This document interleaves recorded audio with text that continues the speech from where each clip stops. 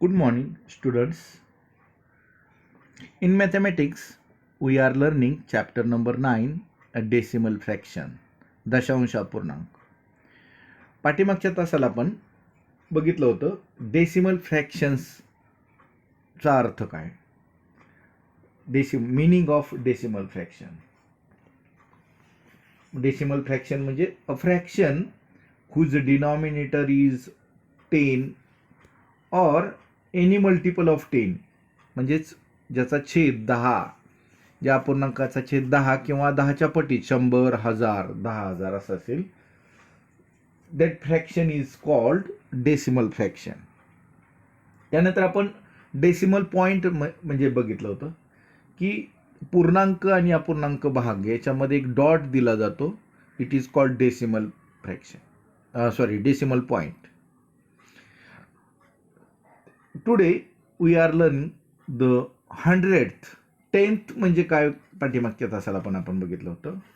1/10 म्हणजे एक दशांश.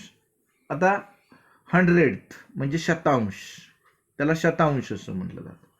बघा, आपण बघितलं की if we divide 100 into 10 equal parts, we get each part of 10. म्हणजे इथं बघा, पाठीमागच्या 100च्या आपण समान 10 भाग केले तर एक भाग 10चा मिळतो. If we divide 10 into 10 equal parts, we get each part 1.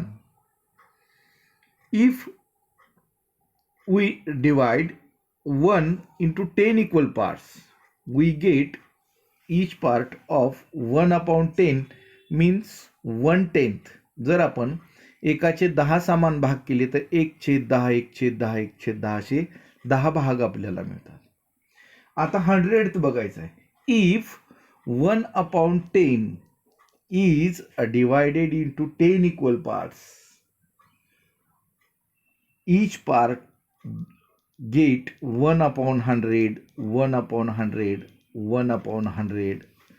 अशा प्रकारे आपल्याला 10 समान भाग मिळतात. 1/100. दिस इज कॉल्ड 100th. याला 100th म्हणतात. म्हणजे बघा, या ठिकाणी बघा, if 1/10 is divided into 10 equal parts, each part becomes 1/100 or 100th, एक शतांश असं म्हटलं जातं. दिस इज रिटन ॲज, हे कसं लिहिलं जातं, 1/100. इथं 2 शून्य आहेत. आता 1 आहे इथं, त्याच्या अगोदर हा 100th प्लेसला आहे, म्हणून in 10th place there is a no number, so write 0. म्हणजे इथं दशांश स्थळावर काहीच नाही, म्हणून इथं 0 लिहायचं आणि मग इथं डेसिमल पॉईंट द्यायचं आहे. म्हणजे एक शतांश किंवा 1/100 हे 0.01. दिस 1 is on 100th place, this is on 10th place. लक्षात आलं का? 10th प्लेसला काही नाही म्हणून 0 लिहिला आणि मग 100th प्लेसला लिहिला आणि इथं पॉईंट द्यायचा आहे, कारण here is a not any integer, so 0 point. लक्षात आलं का? And this is a read, म्हणजे हे कसं वाचायचं, 0.01 और 100th. मग अशाच प्रकारे आपल्याला आणखी संख्या लिहिता येतील. बघा, 14/100. आता हे लिहित असताना इथं पूर्णांक काहीच नाही म्हणून 0.14. आता इथं 1 आणि 4 आहे, म्हणून या ठिकाणी 2 अंक आहेत, म्हणून हा 10th प्लेसला आहे, हा 100th प्लेसला आहे. मग 0.14 असं लिहायचं. वाचताना 0.14 वाचायचं, 14 नाही वाचायचं. 3/100.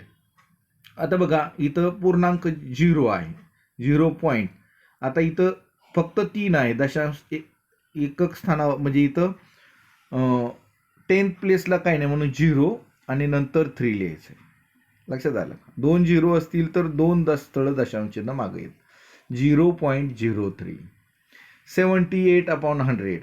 आता इथं 2 आहेत, पूर्णांक भाग 0.78 आणि मग वाचताना 0.78. 4 इंटेगर 53/100. आता इथं पूर्णांक भाग 4 आहे, देअरफॉर 4.53. पूर्णांक भाग असेल तो दशांश चिन्हाच्या डावीकडे लिहायचं आणि मग अपूर्णांक भाग उजवीकडे, अशा प्रकारे. आता बघा, एक तक्ता आहे, त्याच्यामध्ये आपल्याला लक्षात येईल की how to write and read the decimal fraction. दशांश अपूर्णांक कशा प्रकारे लिहायचे आणि वाचायचे. इथं बघा एक चार्ट दिलेला आहे. Fractions, tense, 100 units, tenth, 100th, आणि decimal fraction in figure, decimal fraction in words, अशा प्रकारे. टेन्स म्हणजे दशक, युनिट्स म्हणजे एकक, 10th म्हणजे दशांश, 100th म्हणजे शतांश. आणि मग इथं संख्या लिहायची आहे आणि इथं शब्दात लिहायचं. आता इथं फर्स्ट फ्रॅक्शन इज 7 इंटेगर 5/10, 7.5. इथं 10 पूर्णांक भाग आहे 7. 7 काही दशक स्थानी येत नाही. This is on unit place 7 and in 10th place here is a 5. 5 आहे 10th प्लेस. 100 प्लेसला काहीच नाही आणि म्हणून हे लिहिलं जातं 7.5 आणि वाचलं म्हणजे शब्दामध्ये पण असं लिहिलं जातं 7.5. दुसरं बघा, आता इथं 7 इंटेगर 5/100. आता इथं 7 आहे युनिट प्लेसला, 5 आहे 100 प्लेसला आहे बघा. म्हणजे 10 प्लेसला काही नाही, म्हणजे 0, आणि 100 प्लेसला 5 आहे. शतांश आहे, खाली 100 आहे म्हणून 100. आणि मग हा लिहित असताना हा पूर्णांक भाग आहे 7.05. हा युनिटपासून इकडचा भाग जो आहे तो पूर्णांक आणि युनिटपासून इकडचा भाग आहे तो अपूर्णांक. इथं मध्ये दशांश चिन्ह 7.05. आणि मग लिहित असताना सुद्धा तसंच लिहायचं आहे 7.05.